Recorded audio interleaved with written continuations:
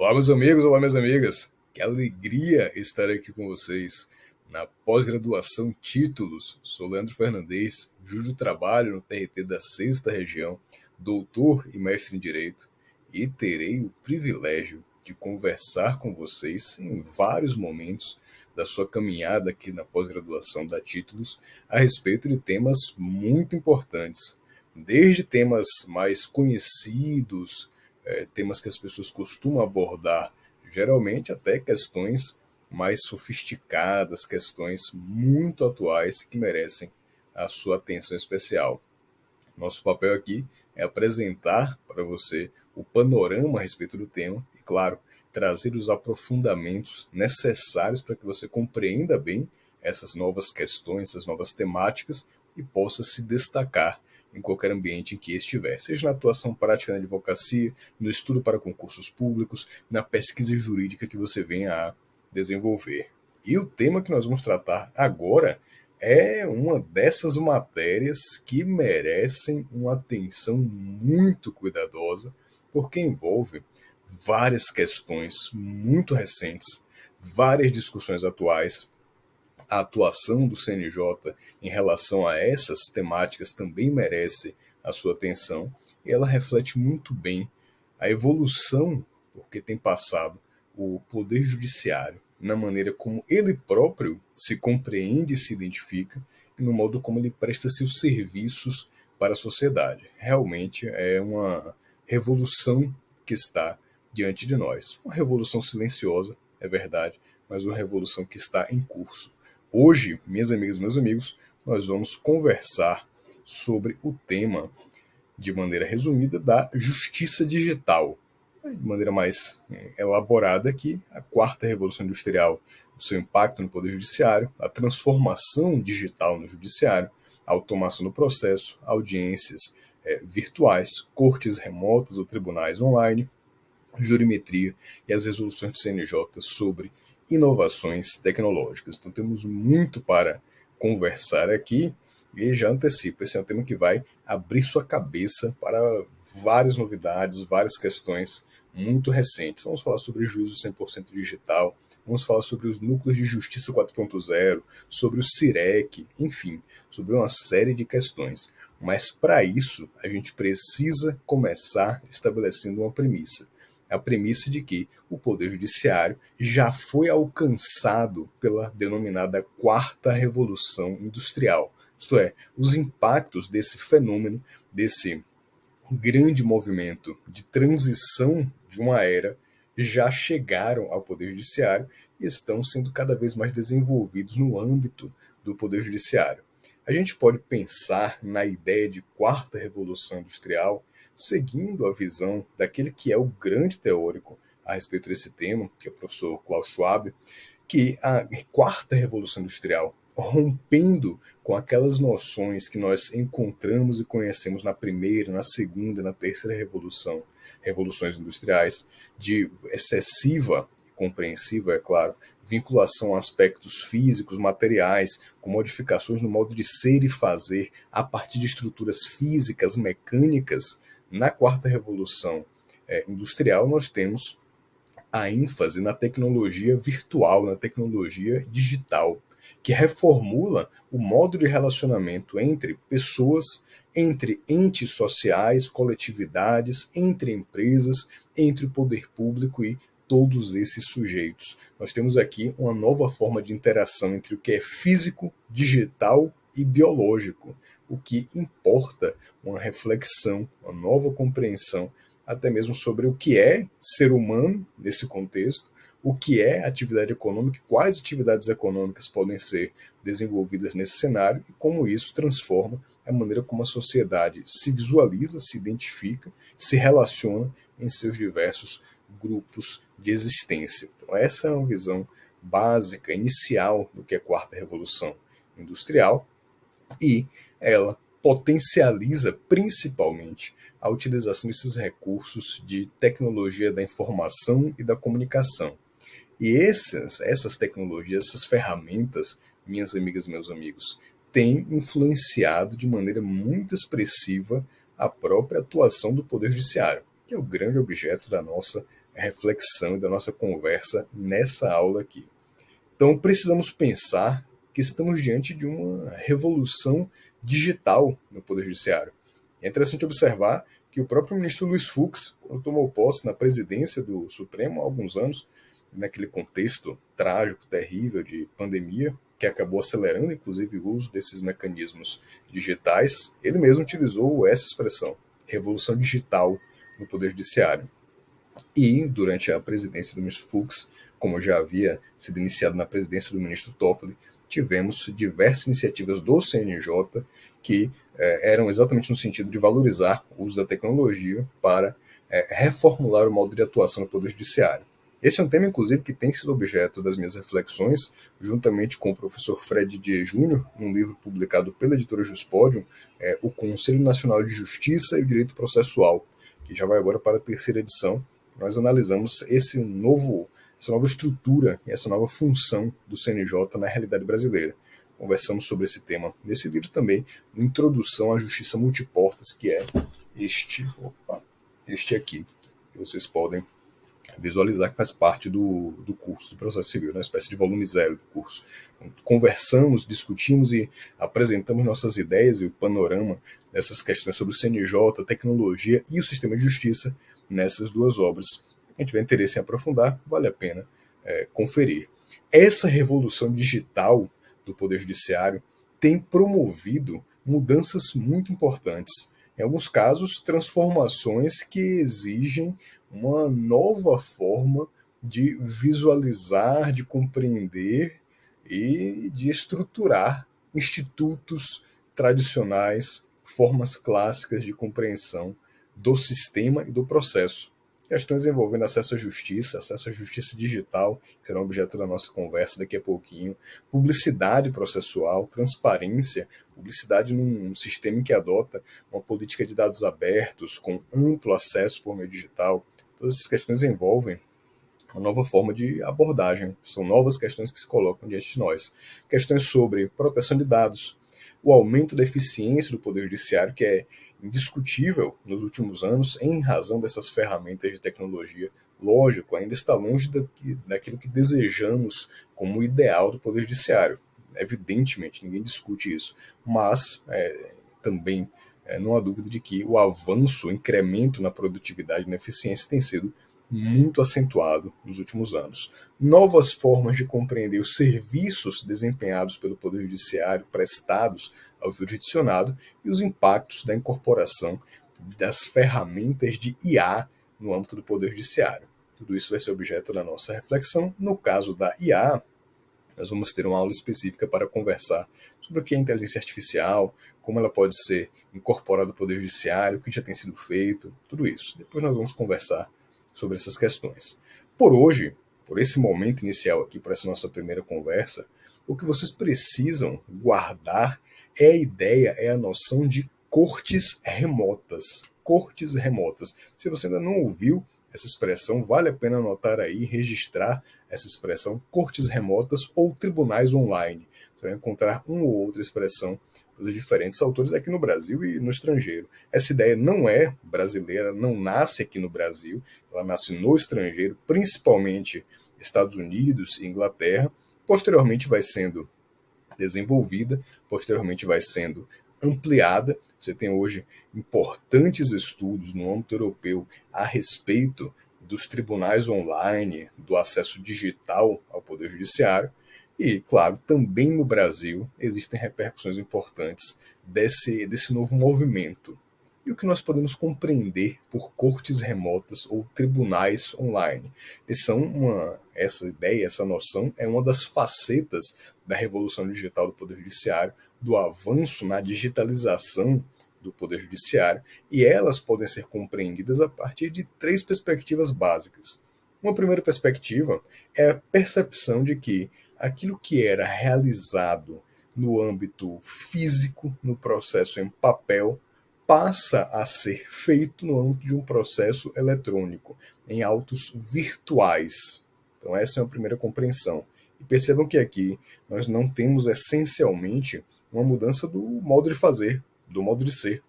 O que há, na verdade, aqui é um transplante do modo de fazer tradicional, em papel, no físico, no presencial, para o telepresencial, para o virtual, para o digital. Então é natural que em momentos de transição exista essa etapa em que basicamente a gente quer continuar fazendo a mesma coisa, apenas numa mídia diferente, mas sem mudar essencialmente o nosso modo de raciocinar aquilo, compreender aquilo e de fazer aquilo. Então essa é uma primeira perspectiva, que já nos aproxima da noção de cortes remotas. Uma segunda perspectiva diz respeito à difusão das ODRs, ODR, Online Dispute Resolution, ODR. Nós vamos trabalhar com essa ideia daqui a pouquinho também. E uma terceira perspectiva, uma terceira dimensão, diz respeito a novas formas de organização do Poder Judiciário e novos serviços prestados pelo Poder Judiciário. E vamos conversar nesse contexto sobre Justiça 4.0, Juízo 100% Digital, Núcleo de Justiça 4.0, CIREC, enfim, tudo isso daqui a pouquinho vamos abordar. Beleza? Então, estabelecido o nosso plano de voo inicial aqui, vamos começar por essa primeira perspectiva, que diz respeito à utilização em ambiente digital do modo de fazer, do modo de compreender que já havia no ambiente físico, em papel. Nós temos aqui a evolução do processo em autos eletrônicos. As primeiras iniciativas de um processo eletrônico, ou de um processo em autos eletrônicos, ou de um processo digital, aconteceram de maneira mais consistente no sul do país, no âmbito dos juizados especiais, lá no TRF 4, houve ali as primeiras iniciativas de realização, de experimentação de um processo eletrônico. Posteriormente, isso foi por volta de 2001, por ali mais ou menos. Essa evolução vem sendo acentuada até o momento em que se amadurece a um ponto de perceber que, bom, já estamos num cenário em que o Poder Judiciário pode se encaminhar para uma modificação na maneira de realizar os atos processuais e de arquivar, de manter e preservar o modo de realização daqueles atos, não em papel, mas agora em ambiente digital. E aí tivemos a Lei do Processo Eletrônico, a Lei 11.419 de 2006. Essa lei muito importante, foi a grande fonte de transição desse momento, do papel para o digital. Ali foram surgindo as primeiras tentativas, diversos sistemas por todo o país, com novidades, alguns acertos, alguns erros, algo que é completamente natural. Foi um período híbrido. Para quem vivenciou aquela época, ainda pegou os resquícios daquele período, certamente encontrou momentos que você convivia com parte papel, parte digital, o digital com diversos problemas, essas coisas aconteciam mesmo. E não que hoje não existam problemas do digital, como nós sabemos muito bem. Não vou falar, obviamente, daquela piada maldosa, aquele gracejo em que se fala que o PJE é o pesadelo judicial eletrônico. Longe de mim fazer essa piada. Por falar nele, no PJE, no processo judicial eletrônico, ele foi criado, disciplinado, em 2013, por uma resolução do CNJ, a resolução 185 de 2013. E ali tivemos mais um avanço muito importante nessa estruturação do novo cenário. O CPC de 2015, como não poderia ser diferente, disciplinou de maneira expressa a prática de atos em formato eletrônico e meio eletrônico, lá nos artigos 193 a 199, e o CNJ, prosseguindo nessa sua função e nessa sua atividade de disciplinar esses avanços eletrônicos, inclusive com base no próprio CPC, no artigo 196 do CPC, que possui essa previsão, estabeleceu a Resolução 335 de 2020, que diz respeito à política pública para a governança e gestão do processo eletrônico, com a ideia de integrar diferentes sistemas eletrônicos, algo que está em curso e tende a ser, no futuro, viabilizado. É um grande desafio, sem dúvida, mas tende a ser viabilizado. Também temos que dar destaque à Lei 14.129 de 2001, a Lei do Governo Digital, que traz a ideia, acentua essa ideia de política de dados abertos, importância das bases de dados digitais e disponibilização e transparência desses dados. Tudo isso gera esse caldo de infraestrutura normativa que permite o desenvolvimento cada vez mais avançado do processo eletrônico. Então, tivemos esse momento de desmaterialização dos autos, passando do físico para o virtual, e em algum período passaria também a haver necessidade de desmaterialização do contato em audiência. E isso vem acontecendo. Claro, o CPC de 2015, lá no artigo 236 e no artigo 385 e outros dispositivos também, já tinha previsão da possibilidade de audiências virtuais, sessões eletrônicas, isso já estava previsto, mas havia um cenário de excepcionalidade, uma percepção de excepcionalidade em relação a esse tema. A ideia de que o ideal é o contato direto, presencial, muitas vezes os recursos para o contato por videoconferência ou algo similar não eram tão desenvolvidos e por conta disso era realmente raro, pouco frequente o uso desse tipo de figura. O cenário muda, minhas amigas, meus amigos, com, sabemos, a pandemia da Covid-19, a pandemia decorrente do novo coronavírus, que alterou nosso modo de convivência, que nos isolou e viabilizou, bem ou mal, que tentássemos formas de aproximação pelo meio digital. E o Poder Judiciário tentou se adaptar a essa nova realidade. E me parece que conseguiu com um bom grau de sucesso. É lógico que muitas vezes nós encontramos problemas e desafios nas conexões virtuais, é claro, mas me parece que, de maneira geral, o cenário é bastante positivo quanto à potencialidade dessas videoconferências, dessas audiências telepresenciais. Ainda não são ideal, mas estão avançando a olhos vistos. E isso aconteceu durante o período da pandemia da Covid-19, principalmente. Então, atos normativos já existiam antes, o CPC já previa, a Resolução 105 de 2010 do CNJ já previa, com ênfase especial no processo penal, mas sem dúvida alguma os sistemas afloraram em grande extensão e os atos normativos foram editados numa quantidade, numa dimensão inédita, exatamente no trágico período da pandemia da Covid-19, e de lá para cá as coisas aceleraram. Então você tem resoluções do CNJ, a resolução 314 de 2020, por exemplo, atualmente revogada, mas foi editada no contexto da pandemia, a 329, a 330, 337, 354, 345, 357, com previsões que estabelecem a possibilidade de prática de diversos atos em meio eletrônico, em meio virtual, inclusive a realização de audiências nesse formato virtual.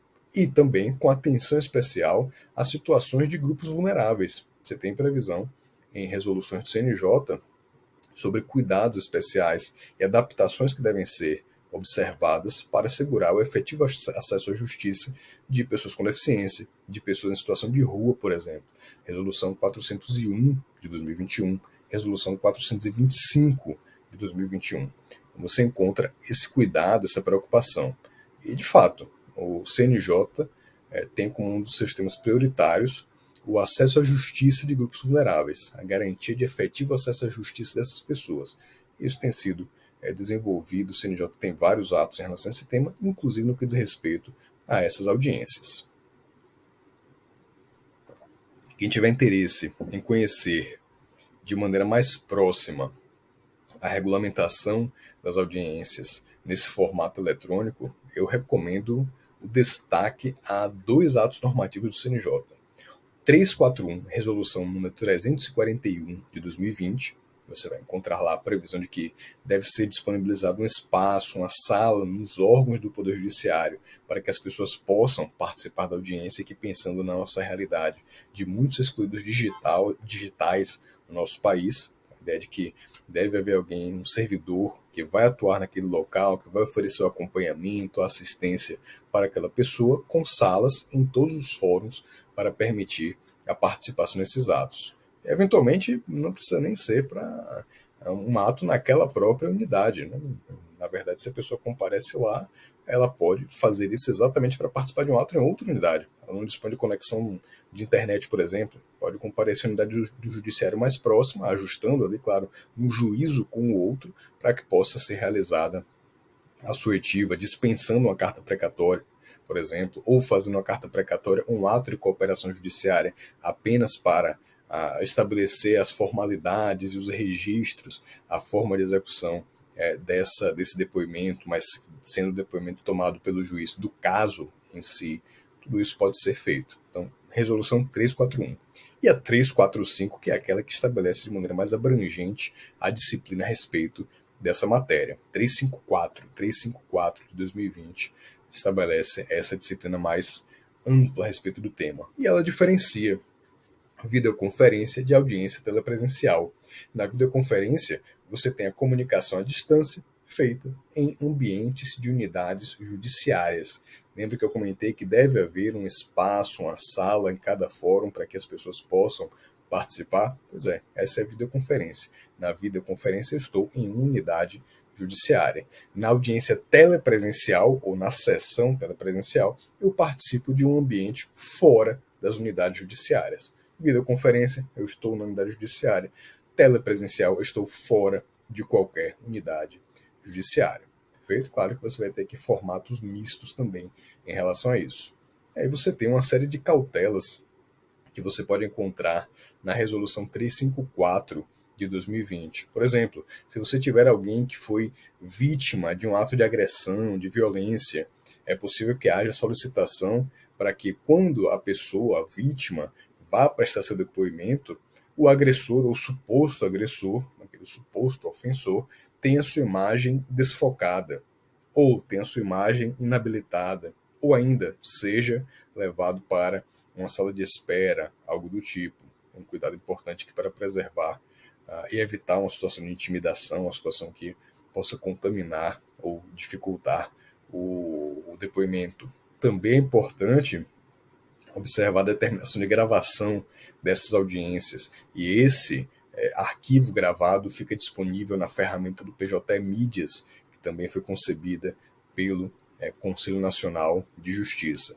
E, havendo necessidade, é possível que você possa repetir algum ato que tenha sido dificultado por uma falha de conexão, por exemplo, sabendo-se que você não pode transferir ou imputar aos advogados a responsabilidade pela qualidade da conexão daqueles que participam do ato. Enfim, tudo isso é estabelecido pelo CNJ com cuidados muito importantes para observância nessa atuação, nesse tipo de audiência. Beleza? Falamos sobre a audiência em si e sobre os autos em papel. Vale a pena também refletir sobre como a publicidade processual acabou sendo afetada com isso, porque percebam, tanto a publicidade quanto a comunicação dos atos. É muito diferente o cenário em que você tem um processo em papel ou uma audiência presencial, que algumas pessoas vão comparecer ali, em que se diz, de maneira genérica, que a publicidade é ampla, tirando os casos de segredo de justiça, qualquer pessoa pode participar da audiência, se fala isso, é uma lição tradicionalíssima, mas que se a gente parar para pensar, não é exatamente assim. Porque percebam, se a audiência é realizada numa sala, naquela sala de audiência existe um espaço físico limitado. No exercício do poder de polícia na condução da audiência, o juiz pode solicitar que as pessoas respeitem um mínimo de espaço ali, para que não ingresse uma multidão na sala de audiência. Então, isso por si só tornava aquela publicidade teórica do ambiente presencial realmente num nível de publicidade absoluta que não corresponde à realidade. Definitivamente não corresponde, nunca correspondeu à realidade. Da mesma forma, os autos em papel. Qualquer pessoa poderia, em tese, consultar os autos, fazendo lá o registro do seu comparecimento, algo do gênero. A verdade é que, em tese, sim, mas você tem um horário de funcionamento do fórum, que depois desse horário de expediente vai estar fechado. Você tem as pessoas que moram em locais mais distantes, que não poderiam consultar aquele específico processo. Tudo isso. O fato é que a publicidade muda completamente quando pensamos num formato digital, porque o acesso é ininterrupto, exceto aquelas situações de falha de sistema que temam em acontecer ainda, mas o acesso, fora isso, é ininterrupto, pode ser feito de qualquer lugar, a partir de qualquer localidade em que a pessoa esteja situada, e é bastante amplo. Então é necessário pensar num novo panorama para a publicidade processual, tema que merece uma reflexão específica no objeto da nossa discussão aqui de maneira aprofundada, que foi alvo das minhas pesquisas durante o doutorado, né, tema da publicidade processual nesse novo ambiente, à luz do regime jurídico de proteção de dados no direito brasileiro.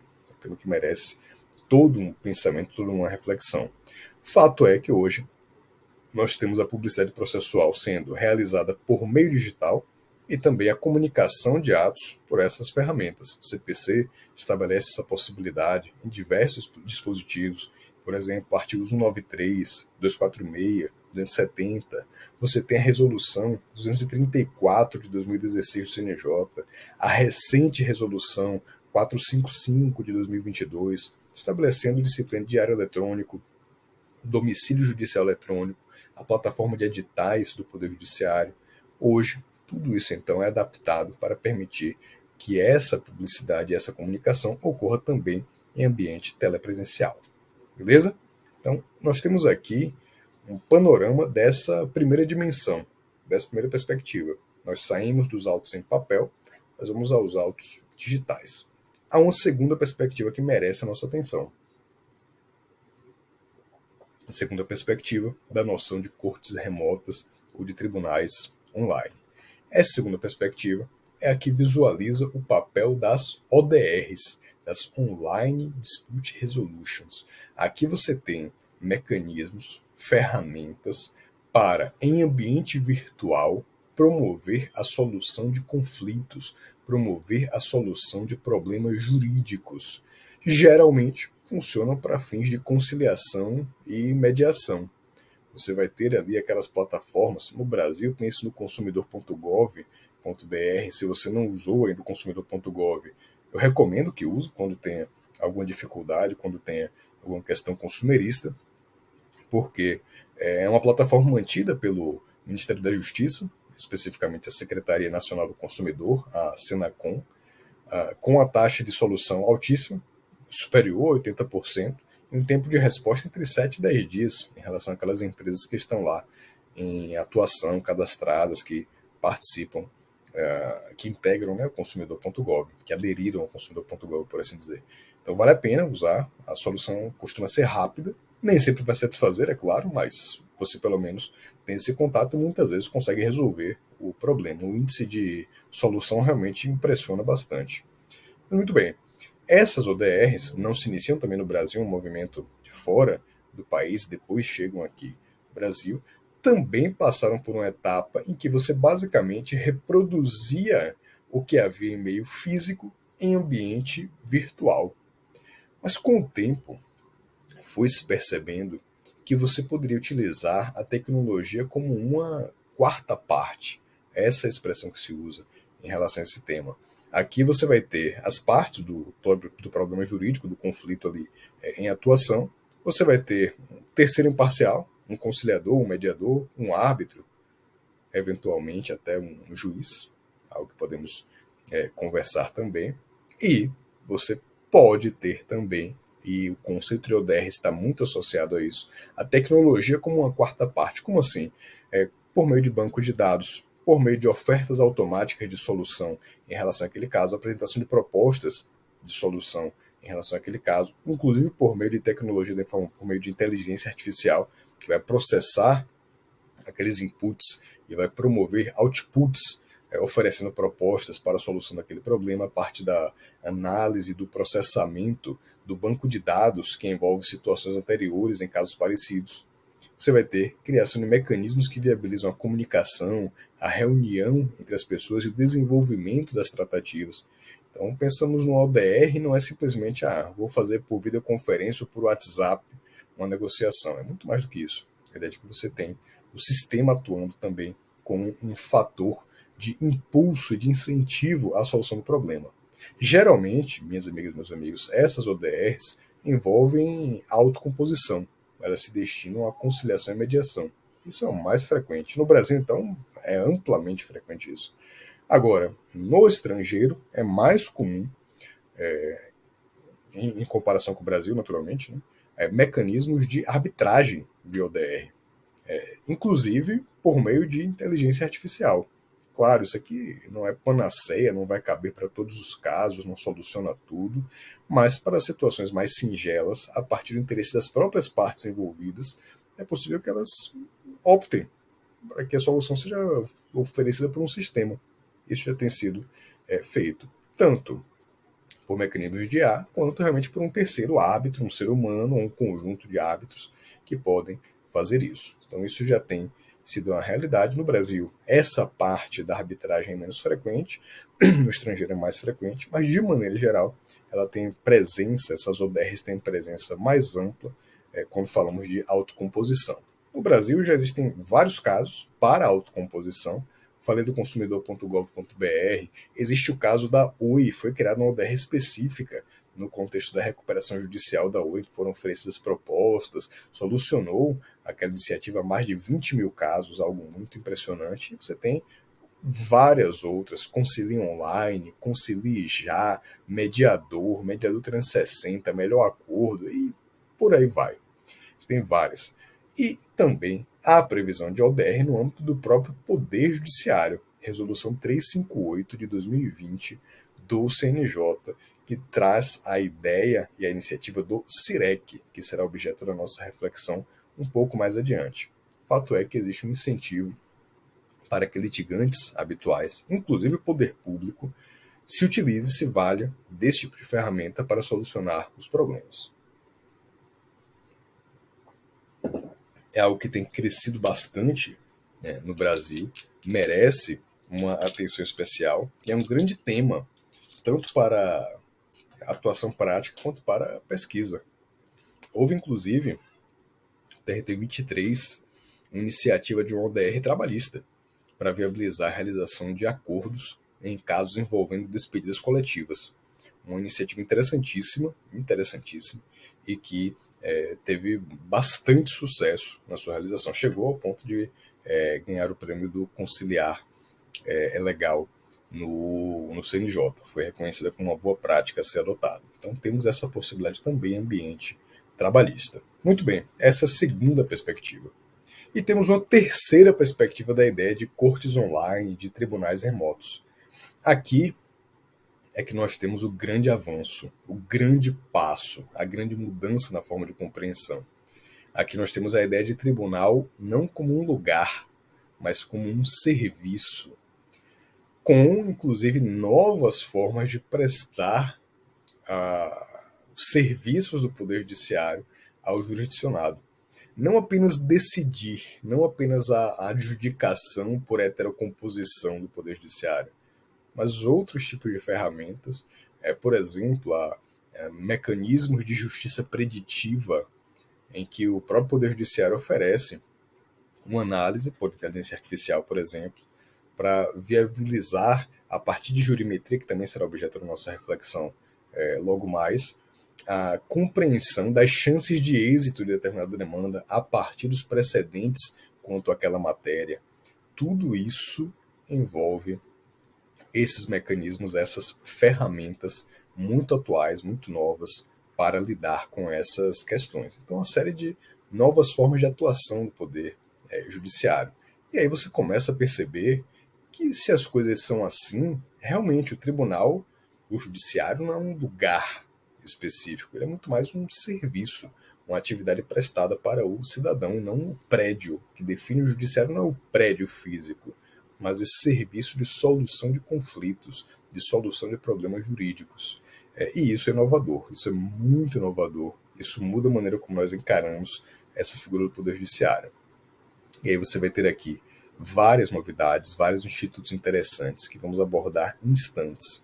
Mas perceba, minha amiga, perceba, meu amigo, que quando nós avançamos para a compreensão dessas novas ondas de estruturação e funcionamento do Poder Judiciário, algumas questões começam a ganhar relevância ainda maior. Começa a ficar difícil a gente justificar a existência de carta precatória, por exemplo, já que os atos podem ser praticados em formato virtual por meio dessa comunicação à distância. Começa a ser necessário trazer uma visão crítica ainda mais acentuada sobre a competência territorial. Quantas e quantas vezes nós não temos hoje em dia realizado audiências em que cada um dos participantes está em um lugar diferente, uma cidade diferente, um estado diferente, eventualmente um país diferente. Quase toda semana eu tenho uma audiência com pessoas que estão fora do Brasil, testemunha, um reclamante. Isso é cada vez mais frequente. Então isso começa a nos levar a um questionamento sobre até que ponto as regras de competência territorial têm tanta importância assim. Claro, para algumas coisas é muito evidente a importância, né? Uma perícia em determinado local. Faz total sentido aqui, é totalmente compreensível que você tenha uma preocupação maior com essas regras. Mas aquilo que não demanda esse tipo de prova, fica cada vez mais difícil justificar a observância estrita, a crítica dessas regras. É um tema para reflexão. E a própria função consultiva do Poder Judiciário, inclusive nesse aspecto que eu comentei com vocês, a possibilidade de prever soluções, de indicar possíveis caminhos para o jurisdicionado, uma espécie de, entre muitas aspas, tá? Aconselhamento. Não é um aconselhamento no lugar dos colegas da advocacia, porque eles são insubstituíveis, a advocacia é função essencial à justiça, mas a apresentação, até como um subsídio para os próprios advogados, de métricas, de parâmetros em relação à solução daqueles problemas a partir da base de dados do próprio Poder Judiciário. Então, aqui, com um apoio, com um suporte muito interessante. E aí você vai acentuando isso com uma estrutura que vai se tornando, do ponto de vista da tecnologia, cada vez mais complexa, no sentido de com etapas e camadas cada vez mais profundas, por meio de mecanismos que permitem a ligação, a interface entre diferentes programas, as chamadas ferramentas de API, que são interfaces de programação de aplicativos, que permitem a integração entre diferentes mecanismos, diferentes tecnologias, diferentes sistemas. Permite que você migre entre uma coisa e outra. Por exemplo, consumidor.gov.br hoje já está integrado ao PJE em pelo menos 2 tribunais em fase de teste em alguns locais do país, permitindo que você submeta a demanda, submeta a questão ao consumidor.gov a partir do processo judicial. Então você ajuiza a ação, já escolhe se vai para o consumidor.gov, se não resolver lá, você já vai, prossegue diretamente o processo, passando de uma porta de acesso à justiça para outra, por meio de alguns cliques apenas. Então esse é o cenário que nos aguarda. A gente pode exponenciar esse raciocínio para realidades envolvendo agências reguladoras, o Poder Judiciário, outras portas de acesso à justiça, tribunais de contas, e por aí vai. O cenário é bastante rico. E aí nós temos, minhas amigas e meus amigos, novas figuras que merecem a nossa atenção. A figura do juízo 100% digital, que permite que você realize os atos em formato exclusivamente eletrônico. Perceba que o juízo 100% digital não cria uma nova unidade judiciária, não é disso que se trata. É um regime de tramitação do processo que é apenas por meio eletrônico.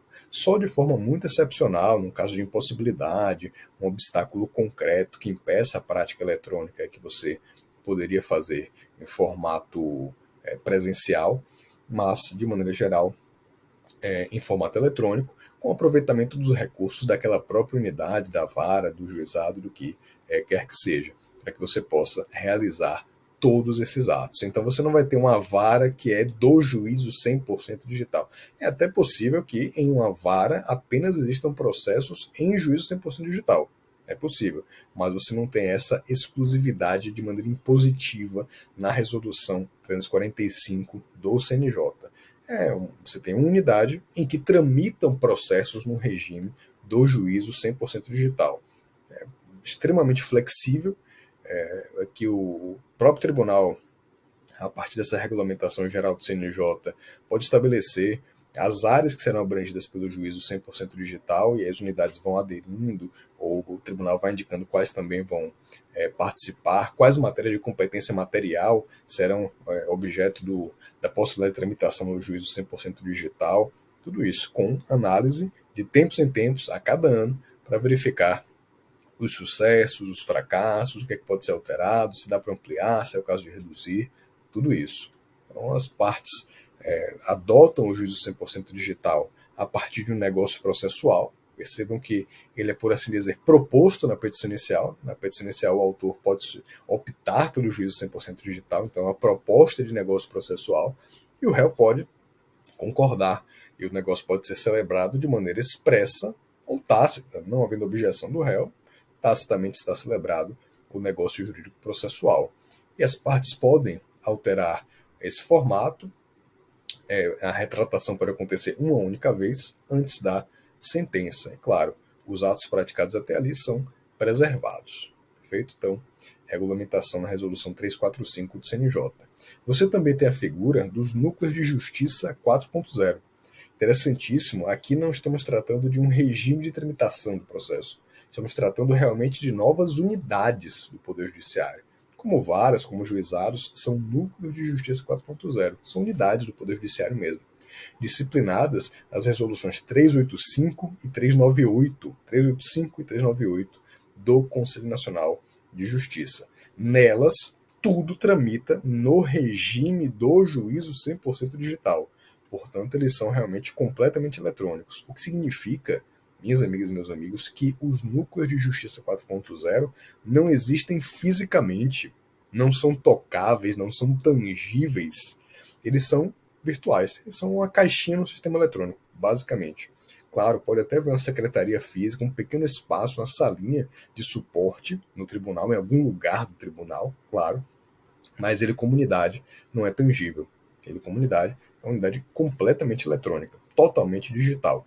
E todos os processos tramitam no regime do juízo 100% digital. Ele pode ser adotado por negócio processual ou, isto é, as partes vão aderir a um núcleo formado, ele vai ter delimitação de matéria, em muitos casos, por exemplo, um núcleo de 4.0 para tratar de questões envolvendo direito ambiental, ou questões envolvendo fashion law, direito da moda, direito da propriedade intelectual, execuções fiscais, questões envolvendo Minha Casa Minha Vida, questões envolvendo acidente de trabalho, trabalho escravo, trabalho infantil, enfim, vai haver uma delimitação de matéria pelo tribunal.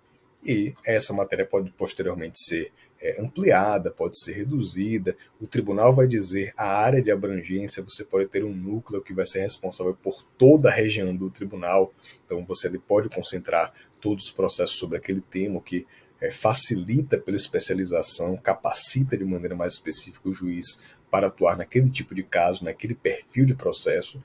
Ou você pode criar vários núcleos, cada um responsável por uma região, ou um núcleo responsável por uma região menor. Várias possibilidades aqui de maneira muito flexível para o tribunal.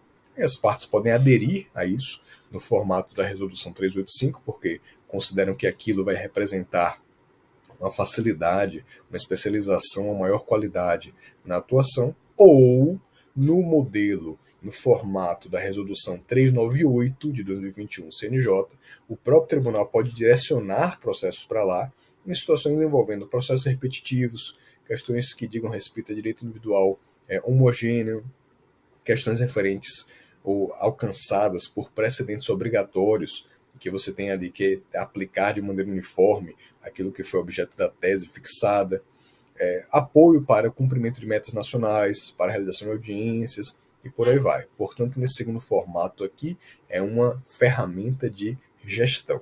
385, negócio processual, 398, ferramenta de gestão pelo Poder Judiciário. Você também tem a figura do SIREC, Sistema Informatizado para a Resolução de Conflitos por Conciliação e Mediação. Importantíssima essa figura, que é, na verdade, uma ODR criada pelo CNJ. Então, o CNJ determina que os tribunais desenvolvam essas ferramentas para facilitar a conciliação e mediação.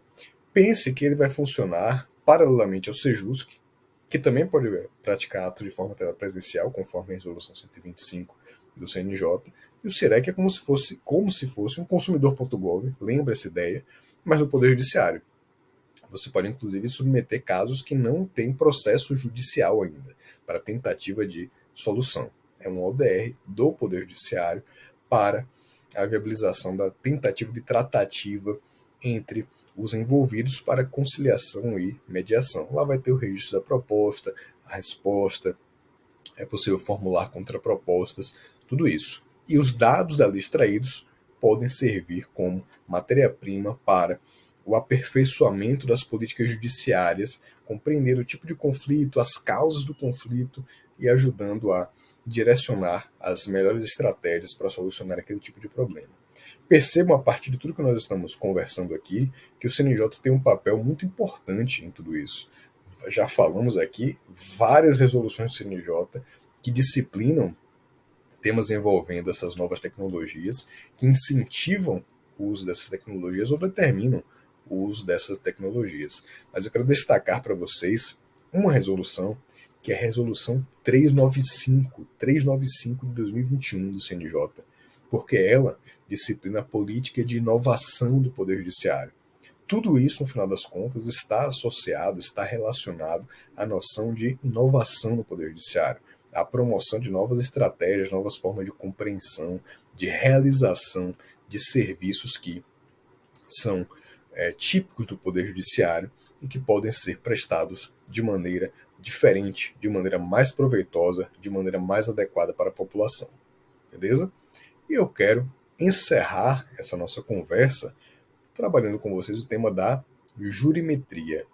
Tema interessantíssimo, tema muito importante, que gera muita polêmica. Tem quem ame, tem quem odeie. É um daqueles temas que geram paixões no âmbito do Poder Judiciário e no sistema de justiça de maneira geral. Bom, jurimetria, de maneira bem singela, de maneira bem direta, é a aplicação de ferramentas da estatística aqui com E maiúsculo, de da ciência, ramo do conhecimento, aplicação de ferramentas de estatística a determinado ordenamento jurídico. Então eu vou compreender como funciona o sistema de justiça a partir de mecanismos, ferramentas, aportes da ciência estatística. Eu vou conseguir visualizar número de processos, formas de decisão, quantidade de decisão, perfis de ação, repetição de determinados temas, tudo isso. Eu faço uma espécie de medição, uma espécie de métrica de questões jurídicas. Eu faço jurimetria. Essa é a noção. A ideia surge pouco antes da década de 50 do século passado, em 1949, um artigo muito conhecido nos Estados Unidos propõe essa noção, e na origem a preocupação principal era a inacessibilidade, a dificuldade da linguagem jurídica para a sociedade como um todo, e a preocupação que o judiciário deveria ter para efetivamente solucionar problemas.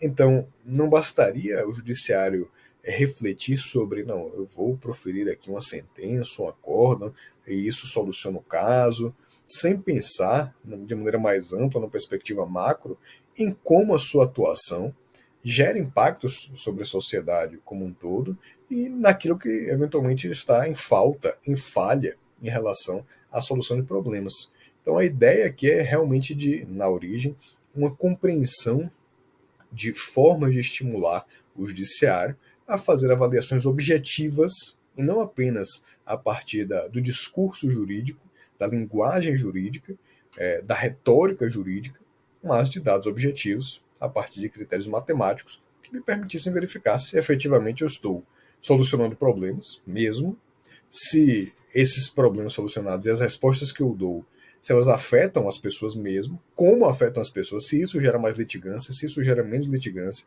se isso pacifica a sociedade ou não. Então, essa é a ideia original.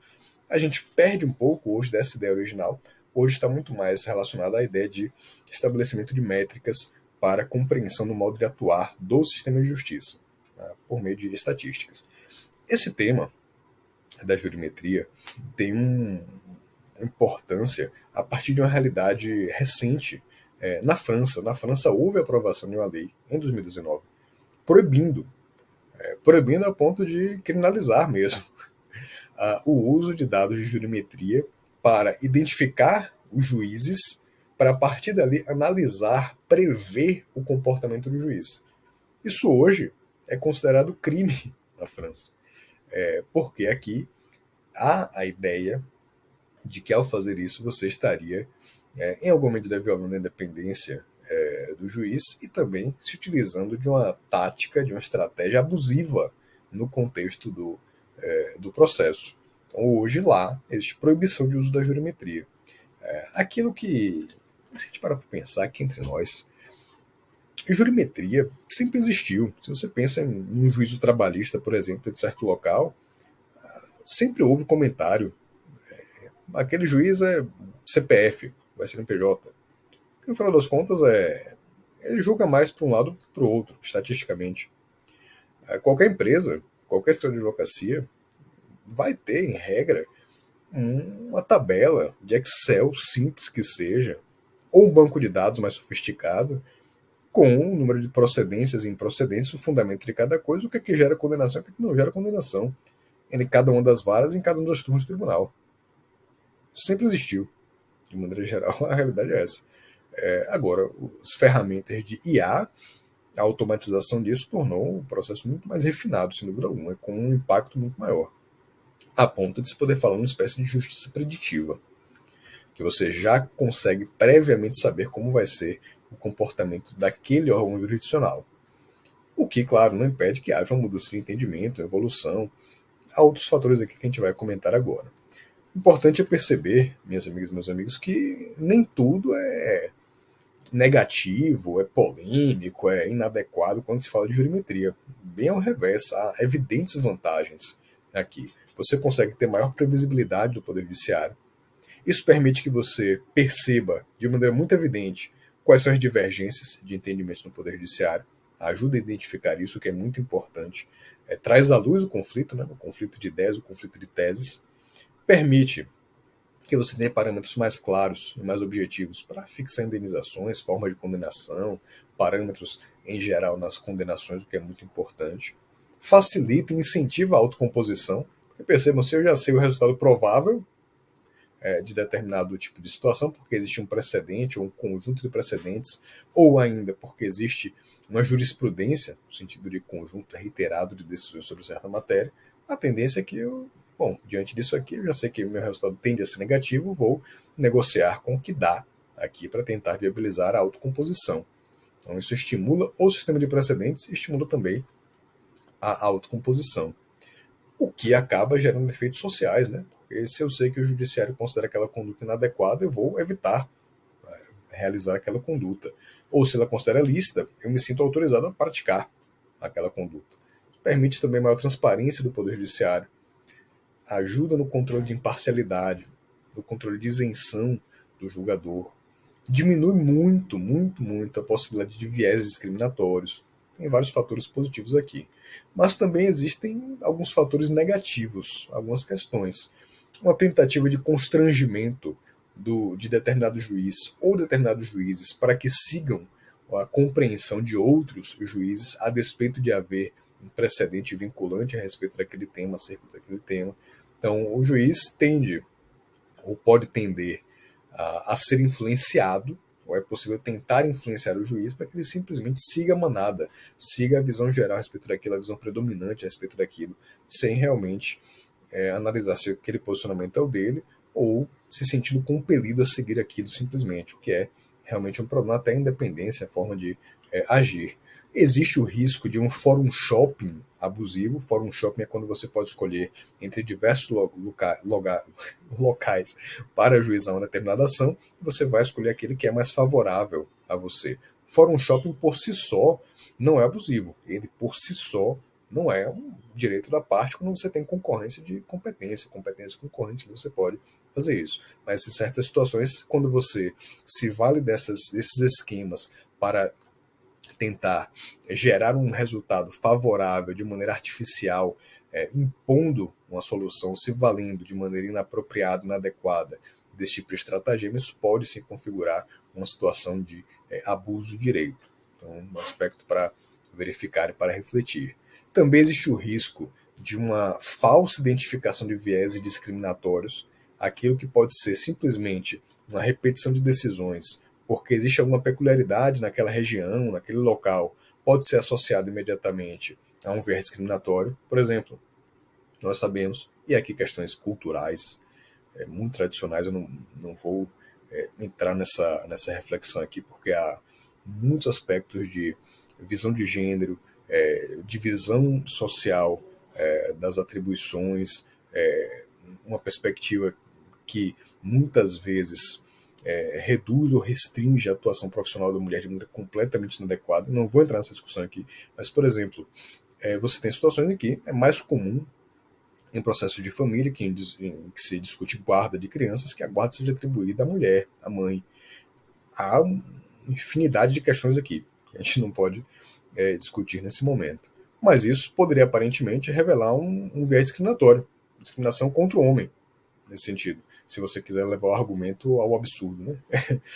Então percebam que é necessário ter cuidado com a maneira como você utiliza esse tipo de estatística e contextualizar sempre. Né? Não esquecer que texto sem contexto é pretexto para cometer opiniões ou conclusões que são inadequadas. Né? E você pode ter também aqui uma percepção de que a jurimetria solucionaria ou seria um mecanismo completamente seguro, infalível, para predizer o que vai acontecer, quando na verdade isso não ocorre. Recente estudo na União Europeia sobre o uso de ferramentas de IA para a jurimetria revelou que muitas vezes os resultados da IA são incorretos, porque ela desconsidera a base de dados, desconsidera peculiaridades daquele local, daquela jurisdição.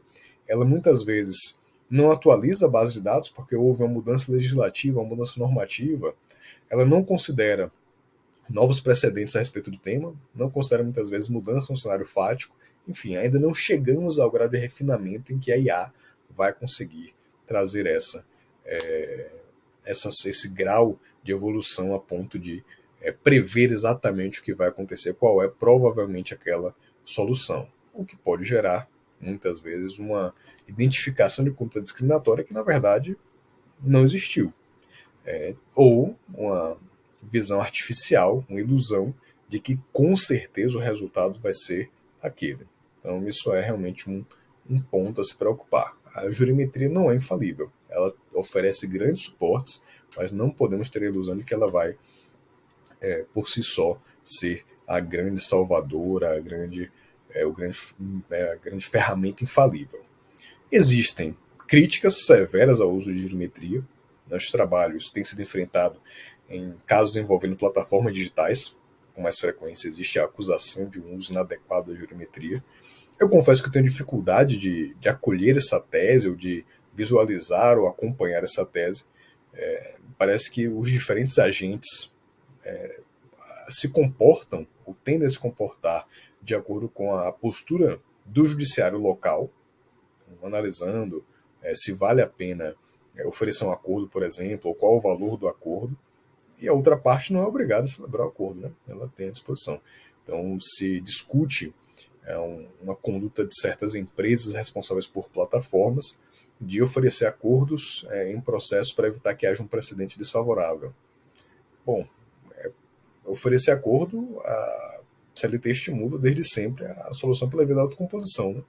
Não há proibição à oferta de uma proposta de acordo. Realmente não há. E ninguém é obrigado a aceitar. Então, parece que essa conduta, por si só, não caracteriza um uso abusivo da jurimetria. Mas esse tema é muito polêmico, tem sido bastante discutido. Há quem considere, sim, essa prática completamente inapropriada e desvirtuada.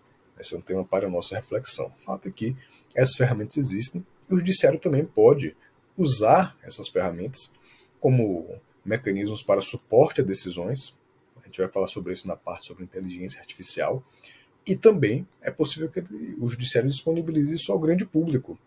Claro, aqui esclarecendo que é apenas uma proposta, uma visão a partir de um tratamento de dados por uma ferramenta de inteligência artificial e que aquilo não vincula eventual futuro julgamento, apenas como mais uma ferramenta, como um elemento adicional para subsidiar as pessoas, os cidadãos, os colegas de advocacia na atuação para a solução de casos. Feito? Então, com isso, tivemos essa nossa visão inicial, geral, sobre a revolução do Poder Judiciário, a revolução digital do Poder Judiciário, e logo mais nos encontraremos com outros temas. Um grande abraço, vocês têm meu contato aí no Instagram, @prof.leandrofernandes, podem mandar mensagem, podem acompanhar lá as coisas que eu escrevo, que eu falo, vai ser sempre um prazer encontrar vocês. Um grande abraço, Até mais.